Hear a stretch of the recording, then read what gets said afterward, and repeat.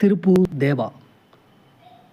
தூய சக்தி டிவிக்கு விஜய் அவர்கள் திமுக கூட்டணியில் உள்ள தீய சக்தியுடன் கூட்டணி. இப்பொழுது எப்படி டிஎம்கே தூய சக்தியானது? அவங்க எப்போவுமே தூய சக்தியாக தான் இருக்கிறாங்க. நீங்கள் தான் ஜெயிப்பதற்காக அவர்கள் மேல் இல்லாத பழியை போட்டு அவர்களை கேவலப்படுத்தி பொய்யாய் பிரச்சாரம் பண்ணி மட்டமான சாக்கடையான ஒரு அரசியல்வாதி அரசியல் செஞ்ச டிவிக்கு விஜய் அவர்களே பிஜேபியை விட மிக மோசமான ஒரு அரசியலை பண்ணுகிறீர்கள். இது நல்லதல்ல. தமிழ்நாட்டு இளைய தலைமுறையை தவறான வழியில் கூட்டி செல்கிறீர்கள். மிகவும் ஆபத்தானவர் விஜய்.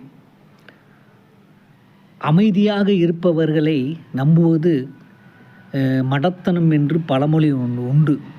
அதே போலதான் விஜயும். அவரை நம்பாதீர்கள்.